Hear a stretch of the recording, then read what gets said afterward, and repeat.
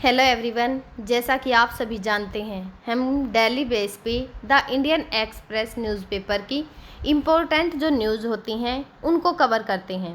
तो आज है 2 अक्टूबर और आज की हमारी जो इम्पोर्टेंट न्यूज़ रहने वाली हैं वो होंगी आरबीआई ब्याज दर की नीति, डिजिटल आईडी, अवैध आवर्जन का समाधान और अमेरिका के अंदर जो शटडाउन चल रहा है जो शटडाउन लगा है रात 12 बजे के बाद, उसके बारे में जो है वो बातचीत करेंगे। तो आज की हमारी जो पहली न्यूज़ रहेगी, आरबीआई की जो दर है उसमें कटौती और जो वृद्धि की जाती है उसका क्या अर्थ होता है कि यह जो ब्याज की दरें होती हैं इनके अंदर कटौती न होने का मतलब जो है क्या होता है। यह नहीं होता कि इसके लिए कोई जो गुंजाइश जो है अब नहीं बची है, लेकिन जो आरबीआई है वो यह चाहता है कि जो आर्थिक गतिविधियां हैं उनको अस्थायी रूप से जो कम करके नहीं बल्कि जो ज़्यादा संरचनात्मक कारक होते हैं उनके ज़रिए इसको बढ़ावा जो है वो दिया जाए। तो जो ये न्यूज़ है कि भारतीय जो रिजर्व बैंक है यानी कि जो आरबीआई है उसकी ब्याज दरों में कटौती और जो वृद्धि है उसका निर्णय आर्थिक स्थिति, मुद्रास्फीति, विकास दर और जो वैश्विक आर्थिक परिदृश्य होता है जैसे कारकों पर निर्भर करता है। जो आरबीआई है उसकी ब्याज दर की नीति जो है वो क्या होती है, यानी कि जो रेपो रेट है वो क्या होता है। जिस प्रकार से हम आम जीवन में अगर किसी को हम पैसे देते हैं तो बदले में क्या लेते हैं, उससे ब्याज लेते हैं। तो उसी प्रकार से जब बैंकों के पास पैसे की कमी हो जाती है तो जो बैंक है वह आरबीआई के पास से पैसे लेता है। तो आरबीआई जो है उसे ऐसे थोड़ी ना पैसे दे देगा, बदले में उससे कुछ न कुछ लेगा। तो जो आरबीआई है वह जो बैंकों को पैसे देता है उस पर जो ब्याज लेता है उसको रेपो रेट दर जो है वो कहा जाता है। और कटौती का क्या मतलब होता है कि जो ब्याज दर होती हैं उनके अंदर कटौती आमतौर पर तब की जाती है जब देश की अर्थव्यवस्था को बढ़ावा देने की ज़रूरत होती है। यानी कि जैसे ये जो ब्याज होता है उसमें अगर कम किया जाएगा, यानी कि ब्याज की दर को कम कर दिया जाएगा तो क्या होगा, बैंक आरबीआई से पैसा ज़्यादा लेंगे और अगर बैंक पैसा ज़्यादा लेंगे तो वह उनको जो लोन होते हैं उनके माध्यम से जनता तक पहुंचाएंगे ताकि जनता जो है उसका इस्तेमाल जो है खुद की इनकम को बढ़ाने के लिए करेगी। और अगर उनकी खुद की इनकम बढ़ेगी तो उससे देश की अर्थव्यवस्था भी बढ़ेगी और इससे जो उपभोक्ता होते हैं वे नया कोई व्यवसाय आसानी से जो है ऋण लेके खोल सकेंगे, जिससे जो खपत है या फिर जो निवेश है उसकी मात्रा में भी बढ़ोतरी होती है। और वृद्धि का मतलब जो है वो क्या होता है, जो ब्याज दर हैं उनमें वृद्धि तब की जाती है जब जो मुद्रास्फीति होती है उसको नियंत्रित करने की ज़रूरत हो। इससे उधार लेना जो है वो महंगा हो जाता है, यानी कि अगर ब्याज की दरों को जो है वो बढ़ा दिया जाता है तो बैंक भी पैसा जो है आरबीआई से कम लेगा और जनता में उसका वितरण भी जो है वो कम करेगा। तो इस प्रकार से जो मुद्रास्फीति को नियंत्रित करने के लिए जो है यह कदम बहुत ही ज़रूरी हो जाता है।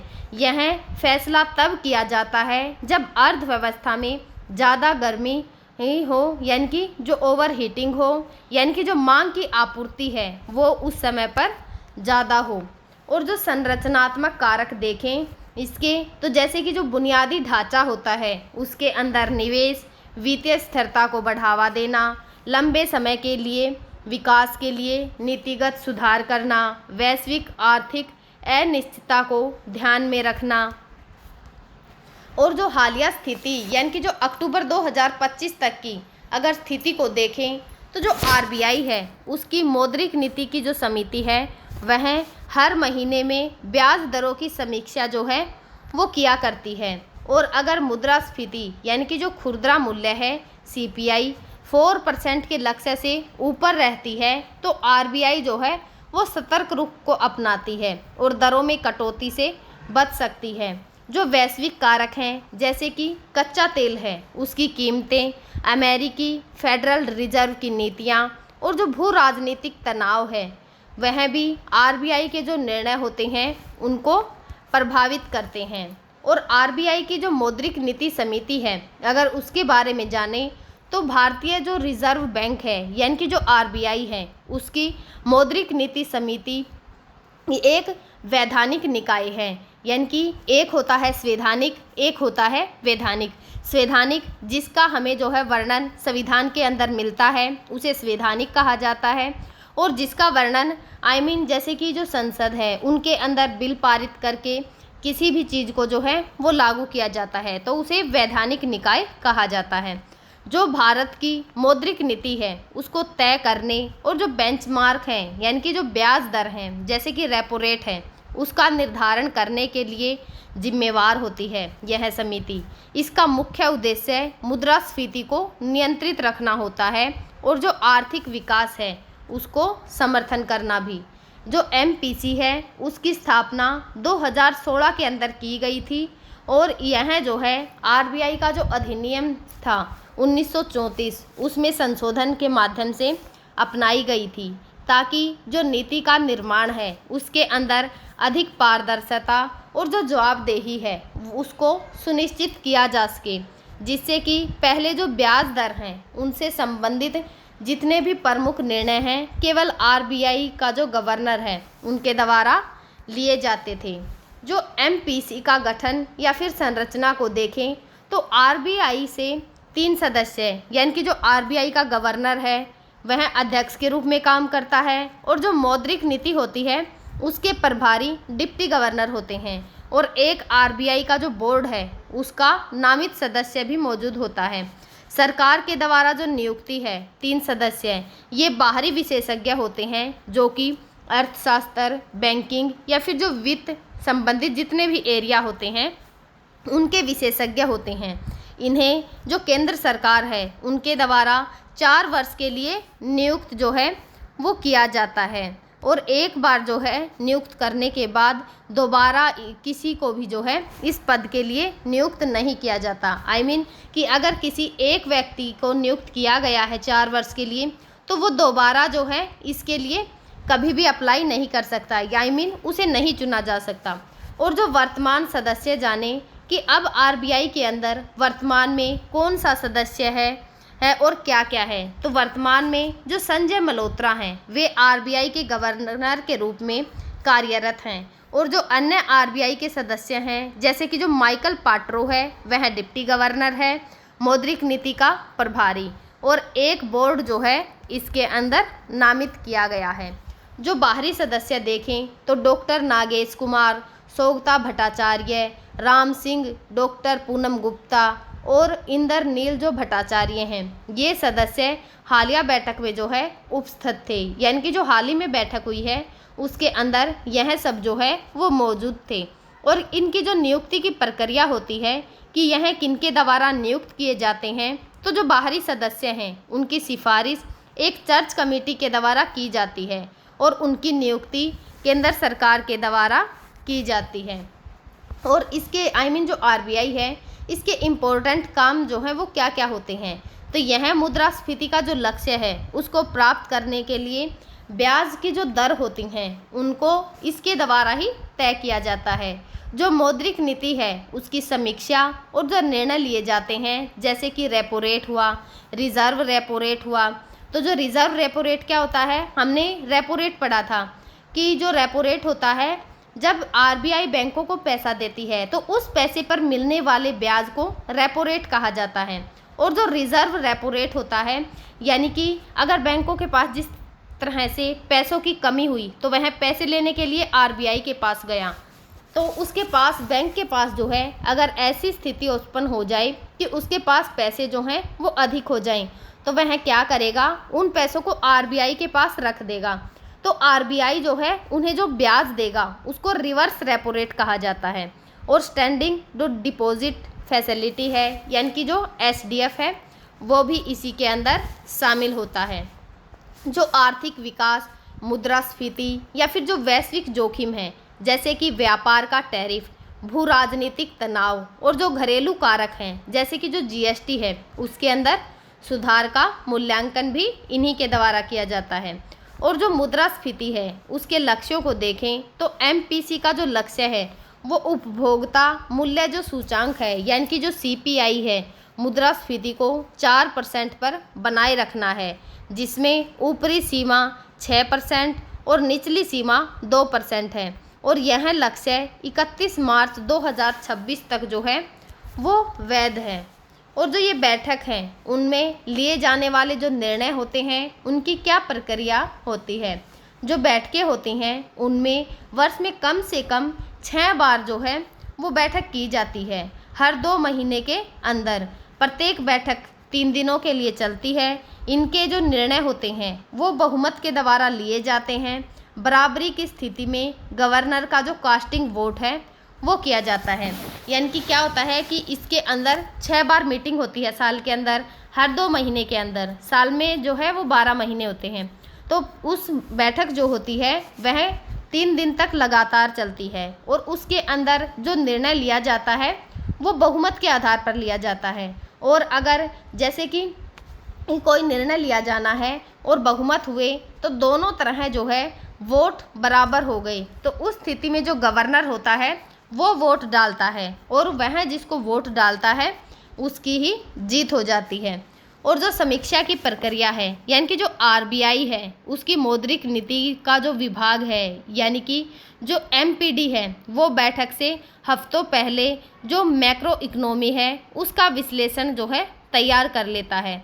बैठक में इस बारे में चर्चा होती है, मतदान और जो निर्णय हैं वो भी किए जाते हैं। और इसकी पारदर्शिता को देखें तो प्रत्येक बैठक के बाद निर्णय और जो तर्क वाली संकल्प सार्वजनिक जो है वो कर दी जाती है। यानी कि बैठक के अंदर जो भी निर्णय लिया जाता है उसको जो है वो सार्वजनिक कर दिया जाता है। पूर्ण मिनट्स यानी कि बातचीत का जो विवरण होता है 14 दिनों के भीतर प्रकाशित किया जाता है। और हर 6 महीने में मौद्रिक नीति की जो रिपोर्ट है वो भी जारी की जाती है, जिसमें कि मुद्रास्फीति के जो स्रोत होते हैं उनका पूर्वानुमान 6 से 18 महीने शामिल जो है वो किया जाता है। हालिया जो बैठक हैं या फिर जो निर्णय हैं यानी कि जो 2025 के अंदर लिए गए हैं उनके बारे में जानें तो अक्टूबर 2025 के अंदर 29 सितंबर से 1 अक्टूबर तक जो है वो बैठक चली है, जिसमें कि MPC ने जो सर्वसम्मति है उससे रेपो रेट को जो है 5.5% पर ही अपरिवर्तित रखा है। यानी कि अब की बार जो बैठक हुई है उसके अंदर रेपो रेट की जो दर है उसको जितना था उतना ही रखा गया है, न घटाया गया है और न ही बढ़ाया गया है। अन्य जो दरें हैं यानी कि जो SDF है वह 5.25% और MS जो F है रेट को बैंक की रेट 5.75%, स्टोन्स तटस्थ जो है उसको रखा गया है। और इसके जो कारण हैं उनके अंदर मुद्रास्फीति को कम करना जो कि अगस्त में 2.1%, जो मजबूत GDP है उसका विकास 2025 और 26 के बीच में 7.8%। लेकिन जो वैश्विक जोखिम की स्थिति है यानी कि जो अमेरिका के जो राष्ट्रपति डोनाल्ड ट्रंप हैं उसके द्वारा लगाया गया टैरिफ, व्यापार और उसकी जो अनिश्चितता है उसको लेकर भी जो मुद्रास्फीति है वह कम या फिर जो ज़्यादा है वो नहीं की गई। और इसका जो पूर्व अनुमान यानी कि जो FY26 है उसके लिए GPI की मुद्रास्फीति को 2.6% और GDP का जो विकास है उसको 6.8% जो है वो रखा गया है। और जो पिछली प्रमुख कटौती हुई थी यानी कि जो 2025 में फरवरी से 100 आधार अंकों की कटौती यानी कि 6.5 से 5.5% जो है वो कर दी गई थी। और जो EMI है और जो उधार को सस्ता बनाती है। और जो आगामी बैठक है वह 3 से 5 दिसंबर 2025 को होने वाली है। और उसके बाद ही जो मिनट्स हैं यानी कि जो 15 अक्टूबर 2025 को इसकी रिपोर्ट को जारी किया जाएगा। आज की हमारी जो दूसरी न्यूज़ रहने वाली है वो रहेगी अवैध आवर्जन को रोकने के लिए जो ब्रिटेन के अंदर डिजिटल ID कार्ड की जो योजना है वो लागू की गई है। तो इस न्यूज़ के अंदर हम यह जानने की कोशिश करेंगे कि जो IET कार्ड योजना है वो क्या होती है और किस प्रकार से काम करती है। ब्रिटेन की सरकार के द्वारा 26 सितंबर 2025 को एक नई डिजिटल जो आईडी कार्ड की योजना है उसकी घोषणा की गई है, जिसे कि बिट कार्ड जो है वो कहा जाता है। यह योजना प्रधानमंत्री जो कीर स्टारमर हैं उनकी लेबर सरकार के द्वारा जो अवैध आवर्जन है उसको कम करने के लिए इसको स्टार्ट किया गया है। इसका जो मुख्य उद्देश्य है अवैध जो प्रवासी हैं उनके लिए यूके में काम करना कठिन बनाना, जो छोटी नाव होती हैं उनसे आने वाले जितने भी प्रवासी होते हैं उनके लिए एक प्रमुख आकर्षक कारक यानी कि जो फुल फैक्टर है वो माना जाता है।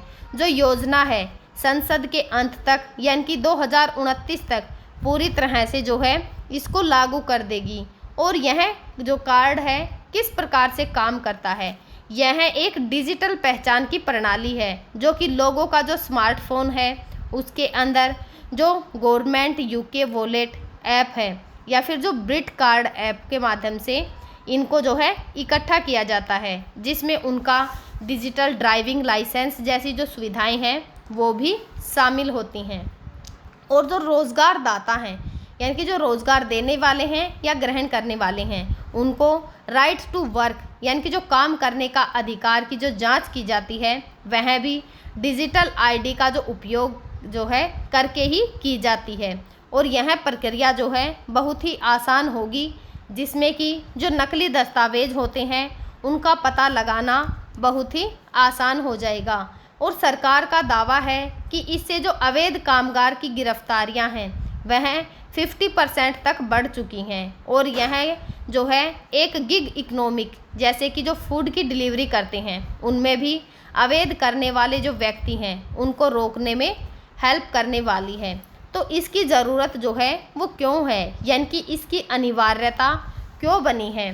तो हर जो वयस्क आदमी है उसको काम करने के लिए एक डिजिटल आईडी अनिवार्य कर दी गई है, लेकिन जो ये योजना है इसे ले जाना जो है वो ज़रूरी नहीं है।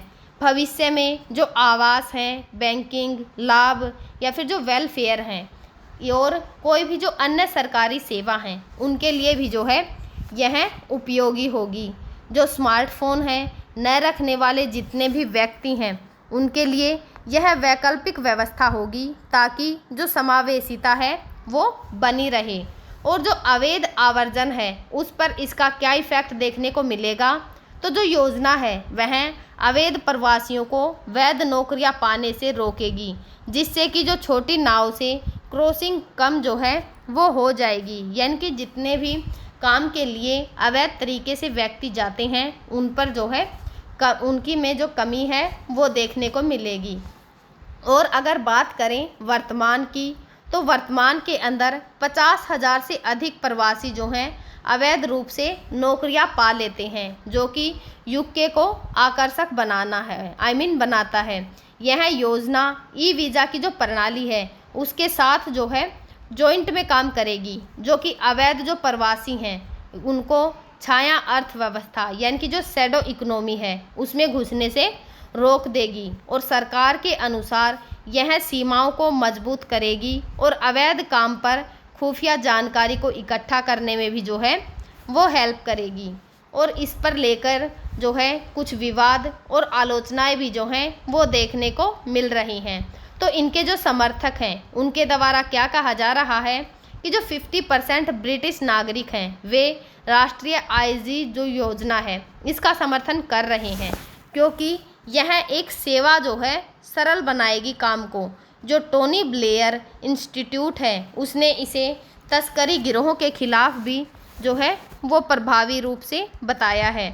जो इसका विरोध किया जा रहा है कि इसकी जो गोपनीयता समूह है जैसे कि जो सिविल लिबर्टी ग्रुप हैं और जो रिफॉर्म यूके पार्टी हैं उनके जितने भी नेता हैं, नाइजेल फराज ने इसे नियंत्रणकारी और अनावश्यक जो है वो बताया है कि यह एक ऑनलाइन याचिका पर 2.4 जो मिलियन हैं उनसे अधिक हस्ताक्षर हो चुके हैं, जो कि इसे संसद में बहस के योग्य जो हैं वो बना रहे हैं। और जो आलोचक हैं उनका कहना यह है कि यह अवैध आवर्जन है उसको पूरी तरह से नहीं रोकेगा, क्योंकि जो नकदी आधारित काम जो है इससे जारी रहेंगे। और जो ऐतिहासिक संदर्भ है, द्वितीय विश्व युद्ध हुआ था उसके बाद से ही आईडी कार्ड जो है समाप्त हो गए थे, यानी कि पहले भी इनका उपयोग किया जाता था और जब द्वितीय विश्व युद्ध हुआ उसके बाद इसकी आईडी कार्ड को समाप्त कर दिया गया था। और 2000 के दशक में जो लेबर सरकार की योजना है वो विफल रही थी, लेकिन अब जो डिजिटल रूप में इसे पुनर्जीवित जो है वो कर दिया गया है। और आज की हमारी जो तीसरी न्यूज़ रहने वाली है कि अमेरिका के अंदर जो शटडाउन का देश या फिर आवर्जन की जो सेवाएं हैं उन पर हमें क्या इफ़ेक्ट जो है वो देखने को मिलेगा। तो जो अमेरिका फेडरल का शटडाउन है, यानी कि अमेरिकी फेडरल सरकार के अंदर जो शटडाउन लगा है 1 अक्टूबर 2025 को रात 12:01 से जो है वो स्टार्ट हो गया है। जो कांग्रेस के नए वित्तीय वर्ष हैं 2026 के लिए फंडिंग बिल पास करने में असफल रहा है और यह 2018 से 2019 के बाद पहला शटडाउन है जो कि डोनाल्ड ट्रंप के प्रशासन के दौरान राजनीतिक जो गतिरोध है उसके कारण उत्पन्न हुआ है। और अगर इसके मुख्य कारणों को देखें तो जो स्वास्थ्य बीमा की सब्सिडी है, जैसे कि ACA टैक्स क्रेडिट जो है उसको बढ़ाने या फिर जो बजट है उसको डेमोक्रेट रिपब्लिकन के बीच में असहमति जो है वो मिली है। जो शटडाउन है उसके दौरान जितनी भी आवश्यक सेवाएं होती हैं जैसे कि सुरक्षा, सीमा नियंत्रण जारी रखेगी, लेकिन जो गैर आवश्यक सेवाएं हैं उन पर फंडिंग जो है वो रुक जाएगी। लगभग 40% जो फेडरल कर्मचारी हैं, करीब 7.5 लाख बिना वेतन के छुट्टी पर जो है वो भेजे जाएंगे। और कुछ जो विभाग हैं उनके अंदर जो छटनी है उसकी धमकी भी दी गई है। तो इसके जो है देश पर क्या इफ़ेक्ट पड़ेंगे, तो जो आर्थिक नुकसान है वो झेलना पड़ेगा। जो शटडाउन है उससे प्रतिदिन 10 से 20 करोड़ जो डॉलर है उसका नुकसान जो है वो झेलना पड़ेगा, जिसमें कि जो छोटे व्यवसाय हैं, पर्यटन है या फिर जो फेडरल हैं वह जो है इससे प्रभावित हो जाएंगे। जितने भी नेशनल पार्क हैं वह बंद किए जा सकते हैं, सफाई और जो रख रखाव है वो भी रुक जाएगा। और जो सेवाएं हैं उनके अंदर व्यवधान भी देखने को मिल सकते हैं। जो नेशनल इंस्टीट्यूट ऑफ हेल्थ हैं उसके रिजर्व जो प्रोजेक्ट्स हैं वो भी रुक सकते हैं। और जो IRS टैक्स का रिफंड है उसमें देरी देखने को मिल सकती है, या फिर जो HUD यानी कि जो हाउसिंग लोन प्रोसेसिंग प्रभावित जो है इससे होगा। जितना भी एयर ट्रैफिक कंट्रोल है या फिर जो मिलिट्री ऑपरेशन है वो इस दौरान जारी रहेंगे, लेकिन जितने भी कर्मचारी हैं उनको बाद में वेतन मिलेगा, इस समय पर उन्हें सैलरी नहीं दी जाएगी। जो राज्य हैं उन पर इसका क्या असर देखने को मिलेगा, तो जो डेमोक्रेटिक राज्य हैं जैसे कि न्यूयॉर्क है या फिर कैलिफोर्निया है उनके लिए 26 अरब डॉलर के जो ट्रांजिट हैं और ग्रीन एनर्जी जो प्रोजेक्ट हैं वो फ्रीज हो जाएंगे। उनके फ्रीज हो जाने से जो शटडाउन है उसको लंबा जो है वो खींचा जा सकेगा।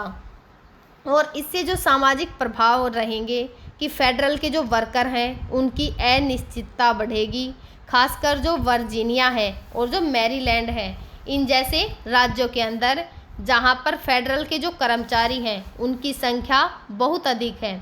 और जो शटडाउन है अगर वह लंबे समय तक खिंचता है तो लंबे समय तक खिंचने पर जैसे कि 2018 के अंदर हुआ था, यह 35 दिनों तक जो है वो चला था, तो बैकलॉग जो है वो बढ़ जाएगा और जो अर्थव्यवस्था है उस पर 50 अरब डॉलर का अतिरिक्त बोझ जो है वो बढ़ सकता है।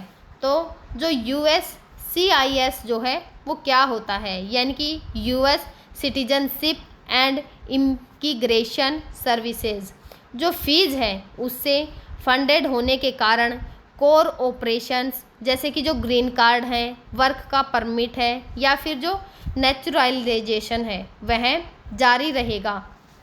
और जो बायोमेट्रिक्स का अपॉइंटमेंट्स है और केस की जो प्रोसेसिंग होती है वो इस समय पर सामान्य रहेगी, लेकिन जो कस्टमर सर्विस हैं और जो सपोर्ट फंक्शंस होते हैं उनके अंदर देरी जो है वो देखने को मिल सकती है।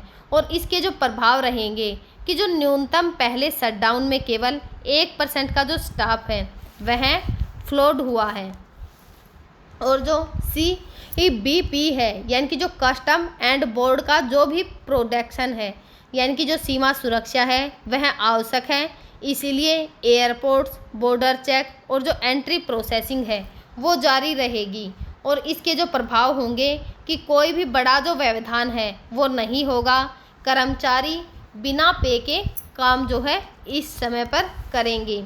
जो ICE है यानी कि जो इमिग्रेशन एंड कस्टम जो एनफोर्समेंट है, यह इमिग्रेशन एनफोर्समेंट और जो डिटेक्शन जो है उसको जारी करेंगे, जो कि जुलाई 2025 का जो बिल होगा वह 2029 तक 29.9 अरब डॉलर का फंडेड करेगा। जितने भी केस हैं कि जो डिटेंट और नॉन डिटेंट उनको प्रोसेस जो है उसमें कर दिया जाएगा। पहले शटडाउन से बदलाव होंगे और बाद में जो है वो प्रोसेस होंगे। इसके जो प्रभाव रहेंगे कि जो न्यूनतम प्रभाव जो हैं केवल 17% का जो स्टाफ है वह फ्लोर्ड, लेकिन जो फैमिली सेपरेशन है उस पर इसकी आलोचना भी जो है वो हमें बढ़ती हुई दिखाई दी है। जो DOS यानी कि department of state visa processing, वह क्या होता है? जो वीज़ा है या फिर जो पासपोर्ट फीस जो फंडेड है, इसीलिए असेंबली का जो कंसुलेट्स हैं वो इस समय पर खुले रहेंगे। हालांकि यह लंबे शटडाउन में हाई वॉल्यूम जो पोस्ट होती हैं उनके अंदर देरी देखने को मिलती है। जो नॉन इमरजेंसी वीज़ा होते हैं उनको सस्पेंड जो है वो किया जा सकता है। और इसके लिए एक नया नियम भी बनाया गया है, जैसे कि जितने भी नॉन जो इमिग्रेट्स वीज़ा हैं उन पर $250 अतिरिक्त वीज़ा जो इंटीग्रेट है वह भी लगाया जाएगा। और इसके जो प्रभाव रहेंगे कि जो छात्र हैं या फिर जितने भी वर्कर हैं उनके लिए कम असर रहेगा, जो कि सर्विस सिस्टम जो है उन पर लगाया जाएगा। DOL यानी कि जो डिपार्टमेंट ऑफ लेबर क्या होता है? यह प्रेम लेबर का जो सर्टिफिकेशन है या फिर प्रीवेलिंग वेज जो डिटर्मिनेशन है, LCA का जो प्रोसेसिंग है वो इससे रुक जाता है, जो कि नॉन फीस फंडिंग होता है। और H-1B जो वीज़ा है यानी कि जो ग्रीन कार्ड जैसे प्रोसेस हैं उनमें भी देरी देखने को मिल सकती है। इनके जो प्रभाव रहेंगे वो ज़्यादातर जो नियोजकता होंगे या फिर जो वर्कर हैं उनका इंतज़ार रहेगा। और जो EQIR है यानी कि जो इक्वेटिव ऑफिस फॉर इमिग्रेशन रिव्यू है उनको इमिग्रेशन कोर्ट भी जो है वो कहा जाता है। नॉन डिटेंट डोकोर्ट जितने भी केस होंगे लेकिन डिटेक्टेड पर फोकस किया जाएगा। पहले 46,000 प्लस हियरिंग जो कैंसल्स हैं वो हुई थी, यानी कि इन जो काउंसिल हुई हैं इनके अंदर और अधिक जो बैकलॉग है वो बढ़ सकता है। और इसके जो प्रभाव रहेंगे मध्यम जजों को आवश्यक मानने पर निर्भर किया जाएगा। और इसके जो हमें अन्य इफ़ेक्ट देखने को मिल सकते हैं कि E-वेरीफाई का सिस्टम होगा, शटडाउन हो सकता है, जो कि एम्पलीफायर और जो वर्क जो ऑथोराइजेशन है वह चेक करने में जो है इसकी हेल्प करेगा। और जो कॉन रोड है 30 प्रोग्राम्स हैं यानी कि जो ग्रामीण डॉक्टर्स हैं उनको सस्पेंड जो है वो किया जाएगा।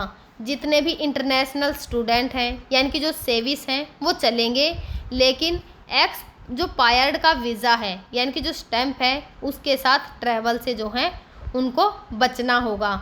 और इसके लिए एक सलाह भी दी गई है कि अगर कोई इमरजेंसी केस होता है तो उसको प्राथमिकता दी जाएगी और लंबे शटडाउन में बैकलॉग जो है वो बढ़ जाएगा। तो हम जो है आगे भी आप सभी के साथ इसी प्रकार से जो करंट की इम्पोर्टेंट न्यूज़ होंगी उनको शेयर करते रहेंगे, जो कि हमारे एग्ज़ाम के पॉइंट ऑफ व्यू से भी बहुत ही इम्पोर्टेंट होंगी। तो तब तक आप पढ़ते रहिए, खुश रहिए। Thank you.